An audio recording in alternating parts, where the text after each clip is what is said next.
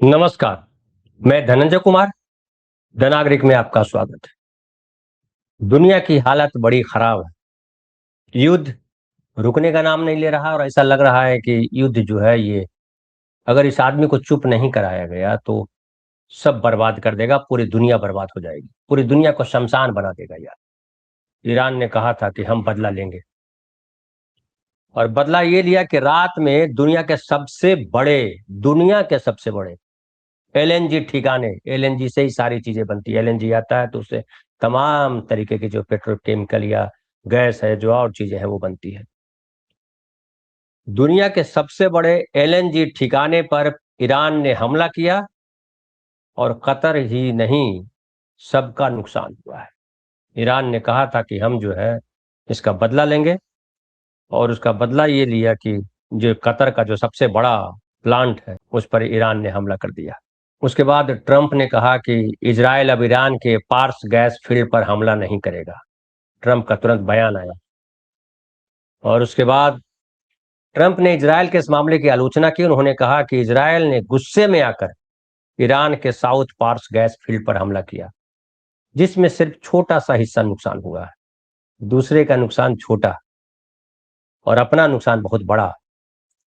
और अब ईरान ने हमला जब किया कतर पे, तो कतर जो है बौखला गया। और बौखला क्या गया, होश गुम हो गए। कतर की जो रल लाफान रिफाइनरी है उस पर हमला हुआ। और हम कल कल भी बात कर रहे थे, लगातार इस बात पे बात कर रहे हैं कि सबसे बड़े संकट में मिडिल ईस्ट फंसा है। और मिडिल ईस्ट जो है वो अमेरिका और इजराइल दोनों ने मिलकर के मिडिल ईस्ट को फंसा दिया है। कोई रास्ता नहीं सूझ रहा। इसलिए देखिए, अभी पूरा नेटो के देश जो है अमेरिका के खिलाफ खड़े हो गए, समझिए, एक तरफ से। और अमेरिका के भीतर भी ट्रंप के खिलाफ ढेर सारे लोग खड़े हो गए हैं। एप्स्टीन फाइल का सच भी जो है लगातार सामने आ रहा है। और आज मैं देख रहा था कि वहां के जो एक कांग्रेसमैन है, उन्होंने बाकायदा जो है आज प्रेस के सामने जो बताया वो भयावह है। मैं बताता हूं, देखिए क्या बोला। कांग्रेसमैन गोल्डमैन अभी अभी एफबीआई पर लाइव हुए, सबूत दिखाते हैं कि ट्रंप ने अपनी पैंट की जिप खोली, एक 13 साल की बच्ची का सिर जबरदस्ती नीचे किया, 13 साल की लड़की का सिर नीचे किया। जब उसने अपनी रक्षा के लिए उनके, मैं वर्ड नहीं बोल सकता हूं, पर काटा, तो उन्होंने उसे घुसा मारा और उसे गाली दी। एफबीआई ने उससे बार बार पूछताछ की, जबकि इस मामले को दबा दिया गया था। पॉम बाउंडी ने कांग्रेस से झूठ बोला और दावा किया कि इन अपराधों का कोई सबूत नहीं है, जबकि उनके पास ऐसी फाइलें मौजूद थी जिनमें इसी हमले का ब्यौरा था। ये झूठी गवाही है और एक शिकारी को बचाने की साजिश है। आप तब बच्चों को बचाने का दावा नहीं कर सकते जब आपका अटॉर्नी जनरल इन फाइलों को छिपा रहा हो, जिनमें एक बच्ची को पलटकर जवाब देने के लिए पीटे जाने की बात लिखी हो। इतिहास ऐसे लोगों को जरूर याद रखेगा जिन्होंने इसमें मदद की। और उसने कहा कि हम इन बच्चों के साथ खड़े हैं। ये घटिया आदमी ट्रंप जो है, उसकी कहानी बता रहे थे वहां के कांग्रेस गोल्डमैन। इसके अलावा देखिए, वो अभी नया अभी चल रहा है कि उसने ईरान को फिर धमकाया है ट्रंप ने, और कहा है कि तुम जो है, अब जो हो गया सो हो गया, आगे अगर हमला करोगे तो हम भयानक हमला करेंगे। लेकिन सच्चाई यह है कि अब ट्रंप के ऊपर अमेरिका में सवाल उठने गंभीरता से शुरू हो गए हैं। मैं आपको कुछ स्लाइड भी दिखाऊंगा और कुछ और चीजें मैं बताऊंगा। एक तो देखिए, वहां जो महंगाई है अमेरिका में, वो भी भयंकर तौर पे बढ़ती जा रही है। और जो फेडरल रिजर्व चेयरमैन जो है वो पॉवेल, उन्होंने बाकायदा कहा है, बड़ा महत्वपूर्ण बात कही है।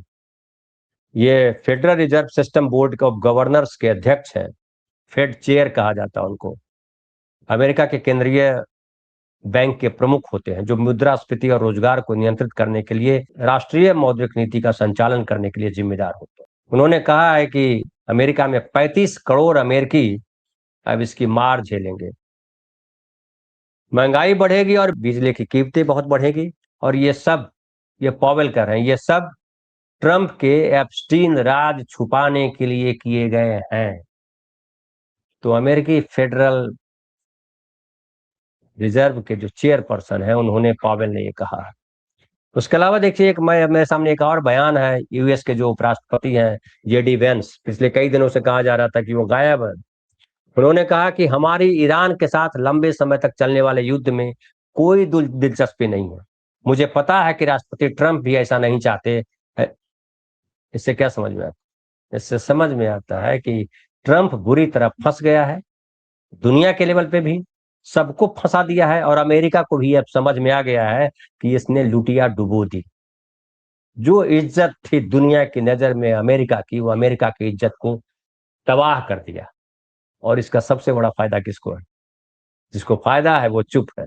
और देखिएगा, दुनिया का जो हमारे साथी, कई बार रात के प्रोग्राम में हम लोग बात करते हैं कि दुनिया का पलड़ा बदल रहा है, और हम किस तरफ गए हैं?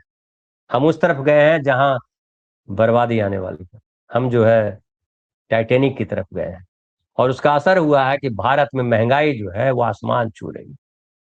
अब ये चुनाव है बंगाल में, इसलिए चीजों के दाम उस तरीके से बढ़ाए नहीं गए हैं सरकारी स्तर पर, लेकिन गैस के दाम, पेट्रोल के दाम अभी बढ़ने बाकी है। गैस का दाम जो शुरुआत में 60 रुपया बढ़ा है, उसका भारी असर हुआ है समाज में, दुकानों पर, बाजार में। गैस 60 रुपए तो लीगल तरीके से बढ़ाया गया, उसके अलावा जो ब्लैक मार्केटिंग चल रही है, एक एक सिलेंडर 3-3 हजार रुपए का। पटना का एक लेडी जो है चाय बेचती है, वो बता रही थी कि 600 रुपए किलो हम गैस भरा रहे हैं, और 10 रुपए में चाय कैसे बेचेंगे? और अभी ईद का समय है, इफ्तारी का टाइम चल रहा है, और देखिए ये जो पूरा हॉर्मुज जो बंद है, उसकी वजह से मिडिल ईस्ट से आना जाना सब बंद हो गया है। आप जानते हैं कि मिडिल ईस्ट से केवल गैस और पेट्रोल ही नहीं आता है, बल्कि भारत में ड्राई फ्रूट्स भी वहीं से आते हैं। और खबर आ रही है कि दिल्ली के बाजारों में 50% तक महंगे हो गए हैं ड्राई फ्रूट्स। पैरासीटामोल के कच्चे माल की कीमत भी 47% बढ़ गई है। यानी दवाइयों की कीमत भी भयंकर तौर पे बढ़ी है। और खबर यह है कि गैस की जो कमी है, एलपीजी की जो कमी है, इसकी वजह से पिछले 2 हफ्तों में 1.25 लाख के करीब पीएनजी कनेक्शन बढ़े हैं। यानी पाइपलाइन सब लगा रहे हैं फटाफट। और इसके अलावा अमेजन जैसी ई कॉमर्स प्लेटफॉर्म पर रेडी टू ईट मील और पैक्ड फूड की डिमांड में 15% का इजाफा हुआ है। बीजेपी के सांसद कंगना रनौत टाइप, या वैसे ही, ज्यादातर वैसे ही है, मूर्खों को सबसे आगे कर दिया है बीजेपी ने बोलने के लिए, ताकि उनको पता है कि हम किसको संबोधित कर रहे हैं। तो भारत में जो आम आदमी है वो, उसकी भी मूर्खता की पराकाष्ठा है। हर बात के लिए भगवान, हर बात के लिए मंदिर, हर बात के लिए मस्जिद, हर बात के लिए अल्लाह, हर बात के लिए फलाना। अपना चरित्र नहीं देखते हैं, अपनी पढ़ाई, दुनिया किस गति से आगे बढ़ रही है, विज्ञान कितना जरूरी है, सूचनाएं कितनी जरूरी है, हमारे निर्णय कितना जरूरी है, इस पर हम बात नहीं करना। हर चीज को हम भगवान भरोसे छोड़ देते हैं। नतीजा क्या है? नतीजा यह कि मूर्ख टाइप के लोग जो है वो संसद में जाके बैठ गए हैं। अब देखिए कंगना रनौत ने क्या किया, बड़ा हंगामा मचा हुआ है इसके लिए। कंगना रनौत ने कहा कि राहुल गांधी को, बड़े राउडी किस्म से आते हैं संसद में, उनको देख करके महिलाएं डर जाती है। जिसको कौन पहला प्रधानमंत्री था ये नहीं पता, तो सुभाष चंद्र बोस को पहला प्रधानमंत्री बताती है, और वो संसद में बयान देती है, और बीजेपी उसको जो है आगे बढ़ा करके चलती है। रवि किशन जैसे लोग, रवि किशन बताता है समोसा का दाम जो है बहुत बढ़ गया, उसको कम कर देना चाहिए। गैस सिलेंडर की कमी महसूस नहीं होती, लेकिन गैस सिलेंडर के दाम क्या है? आप जाइए देश के किसी हिस्से में, मुंबई में जाइए या छोटे शहर में जाइए, गैस के लिए लंबी लंबी लाइनें लगी हैं, और आप लोग इसको झेल रहे हो, खुद झेल रहे होगे। पता नहीं आप लोग को कितना असर पड़ रहा है। लेकिन ऐसे लोग जो है भरे हुए हैं हमारे देश में, और वो कह रहे हैं गैस की कोई कमी नहीं है। लेकिन पेट्रोलियम मंत्रालय की जो ज्वाइंट सेक्रेटरी है सुजाता शर्मा, उन्होंने प्रेस को बताया और कहा कि स्थिति चिंताजनक है, लेकिन हम घरेलू उपभोक्ताओं को पहले की तरह सप्लाई देने की कोशिश कर रहे हैं। जो होता है ना, सुना है आपने कि जब चादर छोटी हो जाती है तो हम सर ढकते हैं तो पैर उघार हो जाता है, और पैर ढकते हैं तो सर उघार हो जाता है। वही हमारे देश के सामने है। और सर पैर का खाली मतलब नहीं है, कमर तक ही है। तो अगर छाती ढकने जाते हैं तो कमर उघार हो जाता है, और कमर ढकते हैं तो छाती उघार हो जाती है। ये स्थिति हमारे देश की। और चुनाव हो जाने दीजिए, इसका भारी असर पड़ेगा। गटर मीडिया चिल्ला रहा होगा कि अभी जो है, मैं कहीं देख रहा था, कोई रील शायद बनाया है, या किसने बोला है कि गटर मीडिया कहेगा अभी कि जो है, हाँ वो उसका बड़ा वायरल हो रहा है, खान सर का, कि गटर मीडिया अभी चिल्लाएगा कि लकड़ी से खाना पकाने के क्या फायदे हैं, उपले से खाना पकाने के क्या फायदे हैं, और कच्चा खाने का तो और फायदा बताने लगे, क्योंकि उपला भी तो चाहिए, लकड़ी भी तो चाहिए, तो कच्चा खाने का क्या फायदा। और हमारे पूर्वज जो है, जब आग का आविष्कार नहीं हुआ था तो कच्चा ही तो खाया करते थे, कच्चा मांस खाते थे, तो मांस खाइए। और इसीलिए देखिए, टीकाधारी, पता नहीं 10वीं पास भी ठीक से की है कि नहीं की है, ऐसे लोग भर गए हैं जो बता रहे हैं कि मुसलमानों को खत्म करना कितना जरूरी है, मुसलमानों के खिलाफ तमाम किस्म के नफरत भरे जा रहे हैं। और नमाज यहाँ नहीं अदा करोगे, फलाना करोगे, ये नहीं बोलोगे, 5 मिनट का वक्त दे दो, हम मुसलमानों को बता देंगे। इस तरह का जहर फैलाया जा रहा है, और मुसलमानों में भी ऐसे कई सारे लोग। उसने जो कहा कि ओवैसी का जो छोटा भाई है वो क्या नहीं बोलता रहता है, लेकिन हमारे देश में जब से नरेंद्र मोदी की सरकार आई है तब से बोलने की छूट है। जिसको जो मन करता है बोलो, जिस पर मन करेगा कार्रवाई करेंगे, जिस पर मन करेगा कार्रवाई नहीं करेंगे। एक दूसरे पर बोलते रहिए, और पूरा संविधान, पूरी मानवीयता, पूरा हमारा समाज, पूरी संस्कृति मटिया मेट है, धूल धूसरित है, कीचड़ पे सना हुआ है। लेकिन किससे परवाह है? और जिससे परवाह है उसके पास शक्ति नहीं है, न संसद में बोलने की क्षमता है, न संसद में बोल पा रहे हैं, न वो सड़क पर बोल पा रहे हैं, क्योंकि उनकी सुनता कौन है? सुनाने का काम मीडिया करता है, और गटर मीडिया पूरी तरह से जो है गटर में डूबा हुआ है। तो आप तक खबरें कैसे पहुंचेगी? सोशल मीडिया पे भी जी इतनी सारी चीजें हैं कि मैं बार बार लेट हो जाता हूँ। आप लोग, कई लोग कहते भी होंगे कि धनंजय सर आप लेट हो जाते हैं, लेकिन तस्दीक करने में इतना वक्त लग जाता है कि ये जो खबर है वो सही है या नहीं है। ईरानियन मीडिया अलग कह रहा है, भारतीय मीडिया अलग कह रहा है, यूरोप का मीडिया अलग कह रहा है, ट्रंप अभी ये बयान दिया, ट्रंप अभी वो बयान दिया, फलाने ने वो, खाली बयानबाजी चल रही है। और भयावह स्थिति है, हर तरफ जो है खाली आग दिखाई पड़ती है। अब देखिए, कहा है कि जो रिफाइनरीज के, पेट्रोलियम मिनिस्ट्री के जो ज्वाइंट सेक्रेटरी, उन्होंने कहा कि हम कोशिश कर रहे हैं कि घरेलू उपभोक्ताओं को पहले की तरह सप्लाई देने की दे, कोशिश कर रहे हैं। और इसके लिए घरेलू रिफाइनरीज को निर्देश दिया गया, जो इंडिया में रिफाइनरी है उनको निर्देश दिया गया है कि वे अपना उत्पादन बढ़ाएं। कहाँ से बढ़ाएंगे? ये पब्लिक को बेवकूफ बनाने के लिए सब कमेंट्स करते हैं। कहाँ से बढ़ाएंगे? वो कहना पड़ेगा बढ़ाने के लिए, वो खुद बढ़ा देगा। आप जो है महंगा आयात करोगे या सस्ता बनाओगे आप?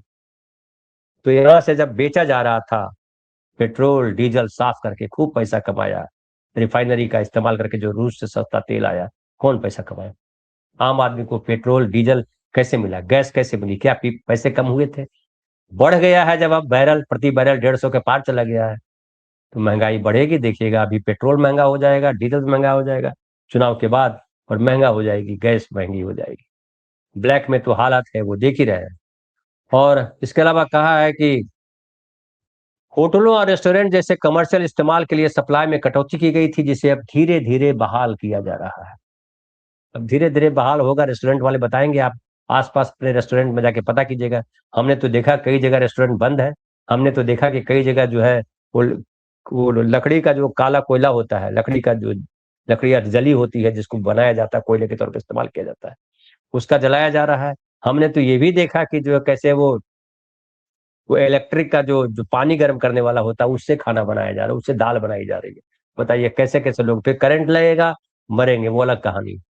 बहरहाल हमारे देश में जुगाड़ू लोग भरे पड़े।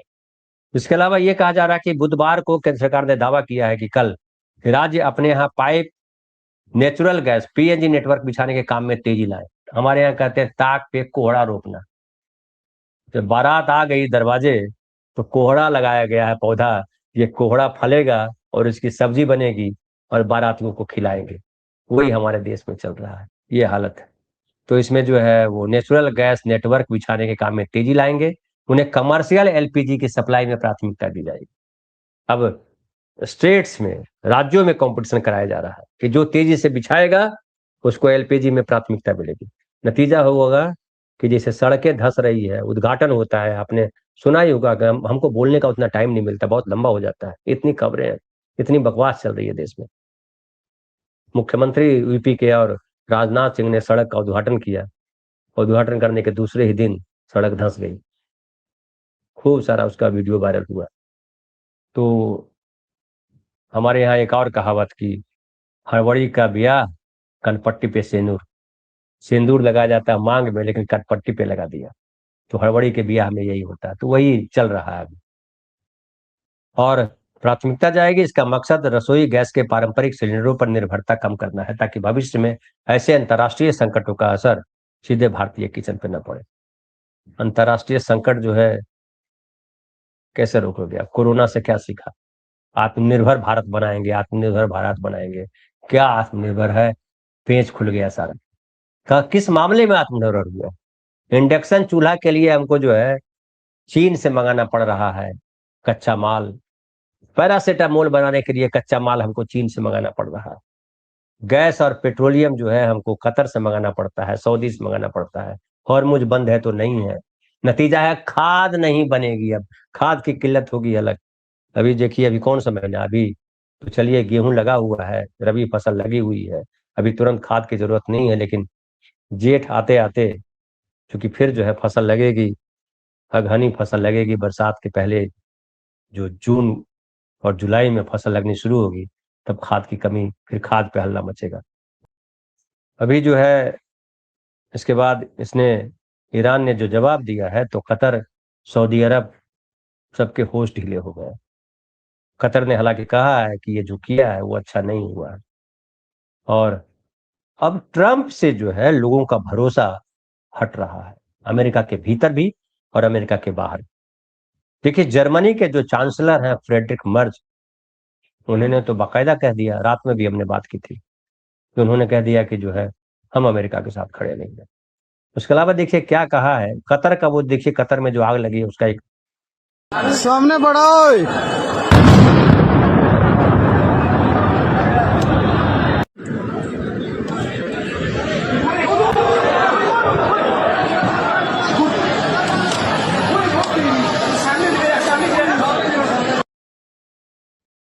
तो ये जो है कतर का जो सबसे बड़ा प्लांट है, वहां ये हाल हुआ, तो जाहिर है उसका असर भारत पर भी पड़ेगा। स्लाइड में देखिए, जो ईरानियन मिलिट्री के स्पोक्स पर्सन है, उन्होंने कहा कि you attack our infrastructure and I energy in south, your infrastructure, energy and gas facilities will burn to ashes at the first opportunity. Your era of glory is over, withdraw from the region और choose death। ये जो है, ये जो कह रहे हैं, ये जो मिडिल ईस्ट के देश है उनको कहा, कतर को कहा कि ये या तो उनको भगाओ यहां से, या अपनी बर्बादी को जो है निमंत्रण दो, अपनी बर्बादी को पहचानो। तो ये ईरान की जो धमकी है, ये धमकी सहज नहीं है, क्योंकि अमेरिका और इजराइल जो कहर बरपा रहा है ईरान पर, जो बर्बाद कर रहा है ईरान को, वो बिना मिडिल ईस्ट के देश के साथ आए पॉसिबल नहीं था। और मिडिल ईस्ट के देश को अब मुझे लगता है सोचने की जरूरत है कि इजरायल और ट्रंप के खिलाफ उठ के खड़े हों, नहीं तो ये नुकसान जो है वो सबका है, और ये पूरी दुनिया को मरघट बना देगा। कितने सारे लोग ईरान में मारे गए हैं, हालांकि मारे तो गए हैं वो अमेरिका के भी, मारे तो गए हैं मिडिल ईस्ट के भी, मारे तो गए हैं इजराइल के भी, लेकिन ईरान जो है ईमानदारी से बता रहा है हमारे कितने लोग मारे गए। ये झूठे लोग जो है वो नहीं बता पा रहे हमारे कितने लोग मारे गए हैं। लेकिन ये जो बर्बादी है, अब ईरान जिस जिस मूड में आके खड़ा है, ईरान साफ साफ है कि हम जो है पीछे लौटने को तैयार नहीं है, क्योंकि वो कह रहा है ईरान। और जितनी ताकत से ये लोग हमला कर रहे हैं, उसके दुगनी ताकत से ईरान हमला कर रहा है। और महत्वपूर्ण ये है कि ये भी मैं पढ़ रहा था कि ईरान ने कहा कि अभी हमने आधुनिक हथियार निकाले नहीं है, अभी तो हमारे पुराने जो रखे हुए हैं उसी का इस्तेमाल कर रहे हैं। अब सोचिए, जब आधुनिक जो नए मिसाइल, नई टेक्नोलॉजी से वार करेगा, ईरान भी दरअसल क्या है, ईरान भी देखिए इंतजार कर रहा है। और हमारे यहाँ कहावत है कि तुम ईंट से मारोगे हम पत्थर से मारेंगे, वही ईरान जवाब दे रहा है।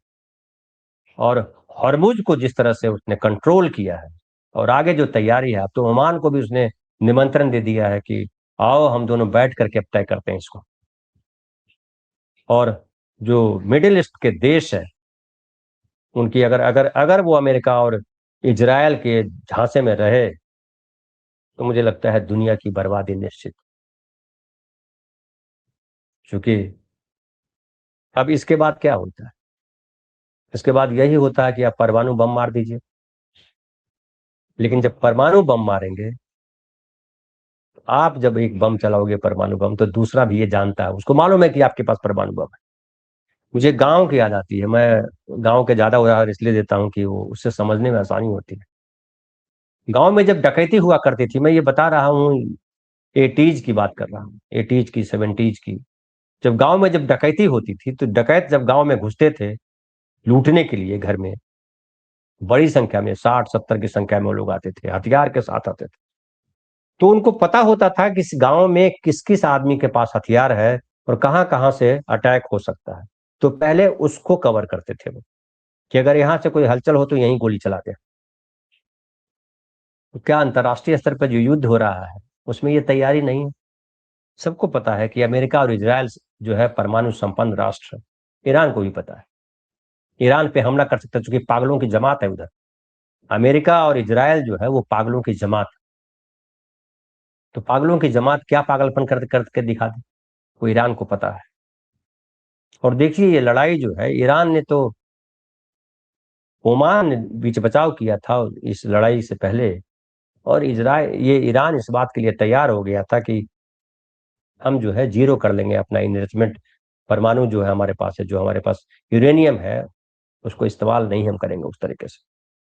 लेकिन समझौता के बाद अचानक अटैक कर दिया गया, क्योंकि इनको लड़ना था। इनको लगा था कि हम ईरान को धमका देंगे, ईरान डर जाएगा और फिर हम जैसे चाहेंगे दुनिया को नचा पाएंगे। ट्रंप की यही थी। ट्रंप ने जब से इस बार प्रधानमंत्री राष्ट्रपति बना है तब से क्या किया है? तब से लगातार पूरी दुनिया को धमका रहा है। क्या है हिंदुस्तान, क्या पाकिस्तान, क्या रूस, क्या चीन, क्या ईरान, क्या कोई देश मिडिल ईस्ट के देश हो या जो है नेटो के देश हो, क्या अमेरिका के राष्ट्रपति, पूर्व राष्ट्रपति, किसको नहीं धमकाया? और वो आदमी जो एप्स्टीन फाइल में गड्ढे डूबा हुआ है, जो मैंने शुरुआत में ही आपको बताया कि क्या कहा जा रहा है इसके बारे में, क्या क्या रिपोर्ट है ट्रंप के बारे में, उस फाइल को दबाने के लिए युद्ध लड़ा गया। ये तमाम लोग कह रहे हैं, अमेरिका के कई सांसद कह चुके हैं। और मैं एक और बयान देख रहा था, देखिए तुलसी गबार्ड क्या कह रही है, वहां के जो खुफिया विभाग की जो हेड है वो क्या कह रही है, उनको भी जरा पढ़ लीजिए।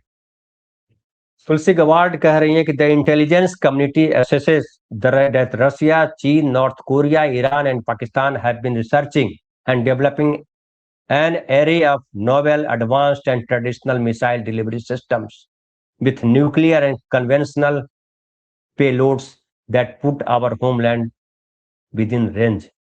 कि जो ये वहां के खुफिया विभाग की जो हेड है तुलसी गवाड़, वो कह रही हैं कि रूस, चाइना, नॉर्थ कोरिया, ईरान और पाकिस्तान भी रिसर्च कर रहा है नई टेक्नोलॉजी पर। और वो जो है पूरा का पूरा न्यूक्लियर और कन्वेंशनल पे लोड्स।